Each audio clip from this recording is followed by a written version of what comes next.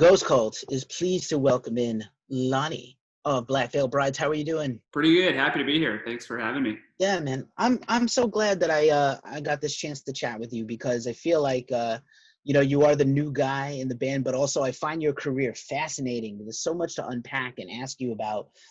So I hope you'll permit me in my nerdy, dorky music questions. Of course. Thank you so much. So just released the 10-year anniversary re-recording, Restitch These Wounds, which I thought was really well done. You know, I know it's been in vogue for bands to kind of perform their debut or iconic album live. And I know the backstory that the album was kind of recorded on a shoestring and they got it out there and it helped them blow up, which was amazing. And you don't rarely get that opportunity to kind of go in and revisit tracks. So I don't know your, obviously, how much you were kind of relatively announced like right when the album was announced. So I was wondering if you got to work on this release and sort of, what was the feeling around the band kind of putting this out. Obviously the fans love the songs. I've heard them live forever, but this is like probably how it should have sounded the first time. Yeah, that's how we feel too. I was a part of the recording of this. I've been a part of the band for actually close to a year now. So before this record came out, I appeared on the duology EP, The Night, which came out in 2019, which had 2 singles. And after that, we started working on this new album that just came out. And like you said, it's a revisitation of the band's first album. And although I wasn't actually in the band at the time, that came out 10 years ago, because I'm, the new guy.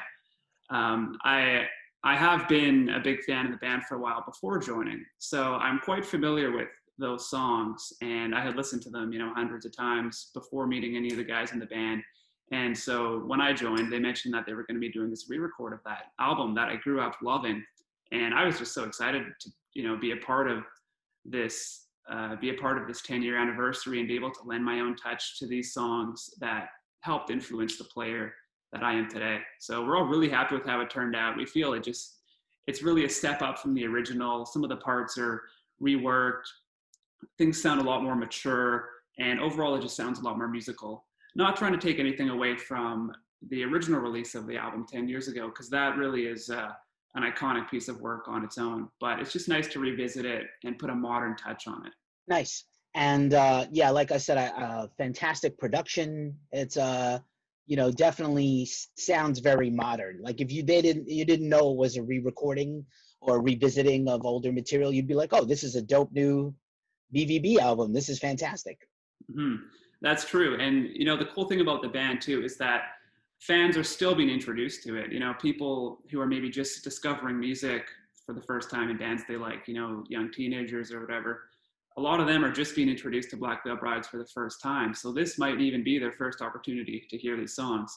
On the other hand, many of us have been listening to the original album for 10 years, but a lot of new people, they're just discovering the band. So this might be their first time hearing classic songs like Knives and Pens or Perfect Weapon or Sweet Blasphemy.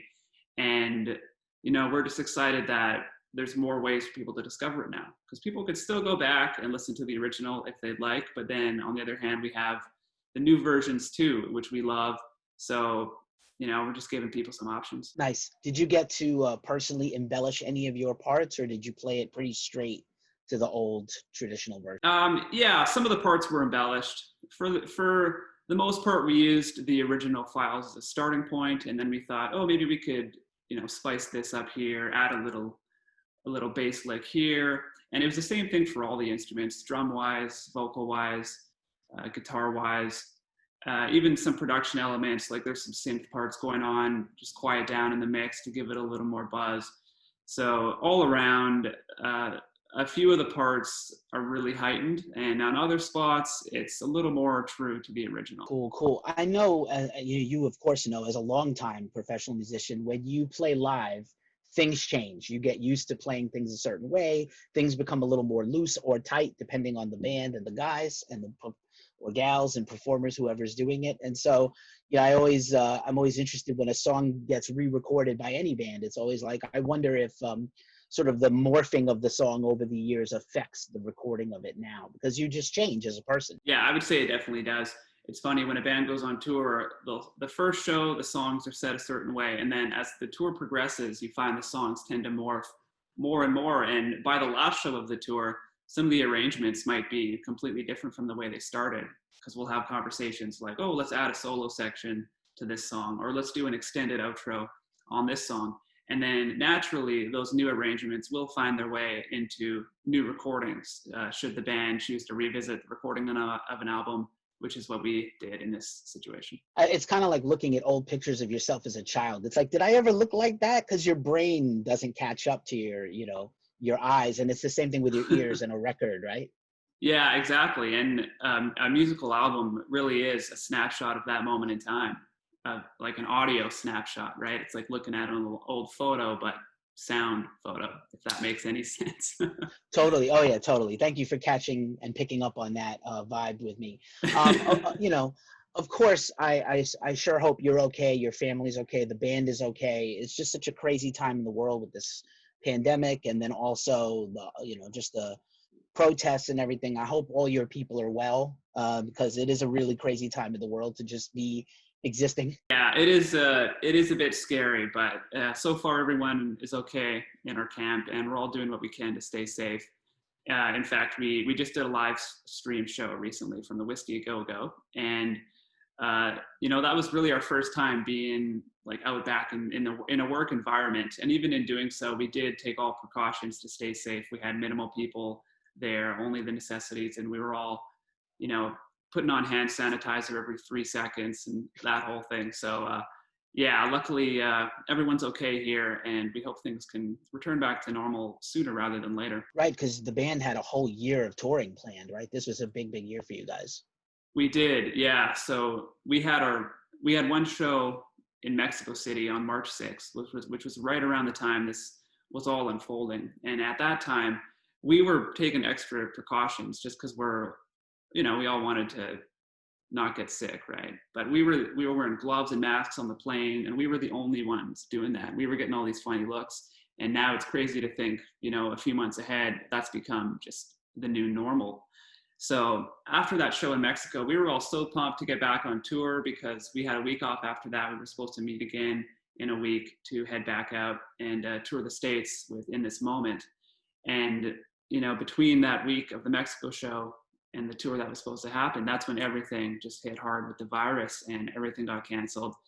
And yeah, we did have a full year. We were planning on doing a full run in the States. Then we were going to head over to Europe and Asia and Australia and, do a bunch of festivals over there. And then we had more stuff planned after that for the fall, which hadn't even been announced yet. And it's so sad, but we couldn't do any of it because of the state of the world.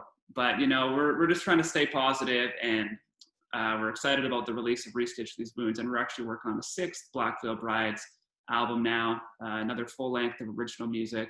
So that's kind of been the priority since we can't tour, just focusing on recording. And hopefully we'll get back on tour soon, as soon as we can. As soon as we get the green light, then we'll definitely be there. Awesome. And it's got to be very exciting for you to get to participate and write and record a full length with the band now that you've been in for a while. Yeah, no, it's very cool. We're having a good time together. The camaraderie is great. We love hanging out and making music, and it really just feels like a bunch of old friends hanging out, writing tunes and recording parts. It doesn't feel like work in any sense. It just feels like we're having a good time, and we're super proud of the material that we're coming up with right now. We all feel like it's the best work the band has done, and we're sure the fans are going to love it. It's going to be a full concept record, a big thing, sort of in the style that Wretched and Divine was, the band's release from a few years ago. So it's going to be something along those lines, but a new story. Nice. And I'm sure the band has their own way of working together, how people bring songs in or collaborate. But do you write all the time? Because I know you're really a multi-instrumentalist and not just a bassist. Yeah.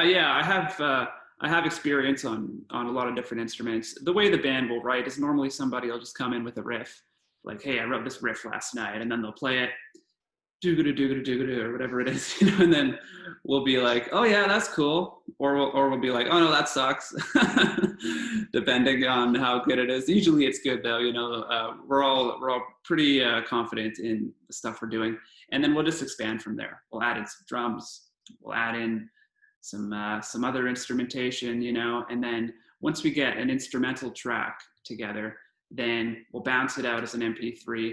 Andy will usually step outside with his headphones and often go sit in his car and listen to the track that we've all created and then write lyrics. And he's so quick with writing these lyrics. It really blows my mind.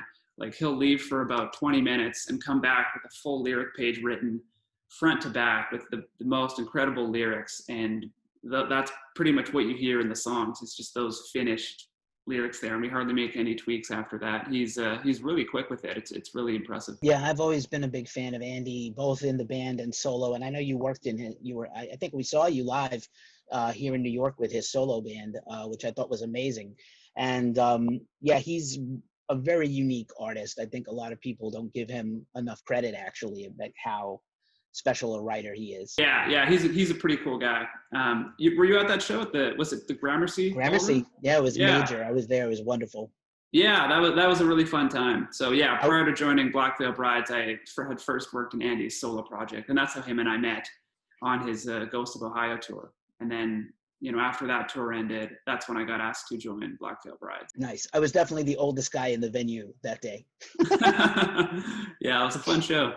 It was such a fun show. And I am so interested in your story. Do you mind just giving us like a little comic book issue origin story of Lonny and how you got started in music and, your earliest musical inclinations? I'm dying to hear about it. Sure. So the first time I really became infatuated with music was when I heard AC/DC. That was around the time I was 12 years old.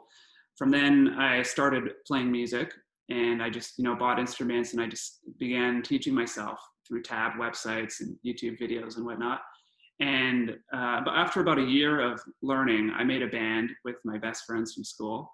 And we were about 14 at the time, and we would just write songs, and we would try and get gigs around town, just at small events. And from there, our band got hired to become a backing band for a local artist in town. And that was my first experience with doing work for hire stuff as a musician. And that was when I was in high school. After high school, I followed that path. I moved to a new city, and I enrolled in music university. So I earned a bachelor's degree in jazz guitar. And I just continued freelancing. I was playing with a few Canadian artists. And after that, I met Andy Black, got hired to do his solo tour for Ghost of Ohio. And from there, I joined Black Veil Brides. So that's kind of been the trajectory. It's been a really fun path, and I'm really excited where things have ended up right now. Nice, man. Congrats on all that. And I know you put the work in. I love hearing about the jazz stuff because I'm a huge jazz nerd also. Nice. Do you have a favorite jazz guitarist or jazz artists in general? Yeah, I've been a big fan of Joe Pass, actually, classic jazz artist. All that stuff's good. I've always been a fan of the trumpet players too, because I play a bit of trumpet myself.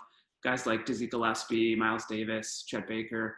Lots of great music out there. Nice. I'm going to make a trumpet recommendation to you. Clifford Brown. Clifford Brown is a very underrated guy. He was kind of a contemporary of Dizzy and Miles. But he is a total badass. And he's got like a very lyrical style that almost sounds like lead guitar. Nice. Yeah, I've actually heard a few of his tracks. He's great. Yeah, definitely. That's awesome, man. And there's very few people who play like a brass instrument is so like such a different animal completely than playing guitar or bass. So it's so fascinating to hear that you have a trumpet background too. Like Flea plays a lot of trumpet. Oh yeah, that's right. He does. I totally forgot about that. Yeah, it's a tough instrument to play. It sure is. Yeah, you got to build up years of that embouchure and technique and stuff like that. Flea, I think famously, he's in the Taste the Pain Chili's video, wearing like a zoot suit and playing trumpet.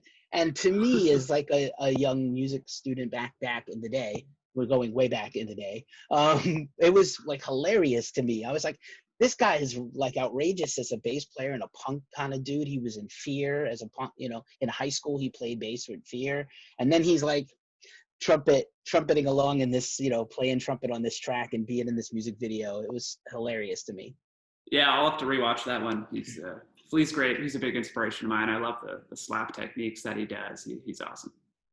Crazy. And he can do a handstand too, so that's pretty good. Right. And play naked and all kinds of stuff. But yeah, man, so interesting. And then I'm not sure that a lot of people know you got a tremendous bunch of work as a session artist, and you played with like live gigs on TV, like Vanessa, like so much interesting stuff. I feel like you've done. Is it a interesting transition to go from being like a studio and live guy to being in an actual regular working band? Yeah, it's very different. It's been an adjustment period because prior to now I was always just a guy for hire, and I would show up, play the parts, not really have much input in the show or the music. I would just be playing the parts, and it did allow me to do some pretty cool stuff. I got to perform on Jimmy Kimmel, the Today Show, the Juno Awards, the Much Music Video Awards. Work with artists such as Vanessa Hudgens, who's very, very popular. Haley Steinfeld, some pretty well-known artists. But I was always in the background, like I would hardly even get any light shined on me. And not that bothered me at all. I was totally comfortable wearing that hat. And I love showing up prepared and doing my job. But joining a band now has been refreshing in the way that it's nice that I can lend some of my input to the show and be a little more involved with stuff behind the scenes. And yeah, it's been a transition, but it's something that I'm really excited about, and I'm super grateful for the opportunity. Awesome, man. I love the PMA, and I love the humble positivity there. It's a little scary joining such a popular, immensely popular, and also like a band that has sort of an equal amount of lovers and haters, probably. Well, it's never easy when a band undergoes a member change, because as a fan, when you've been a fan of a band for so long, you get used to the members, right? And you look at photos and you're like, oh, that's what the band looks like. And then all of a sudden a new guy comes in, and it's an adjustment period. And it's funny because I am a fan of the band as well, right? Like, so when I see pictures of us now, even my mind has a moment of like, oh, that's not what they look like. Oh wait, no, that is actually, because even though it's me and I'm a part of it, but I'm still not so far that I can watch it happen from a fan perspective as well.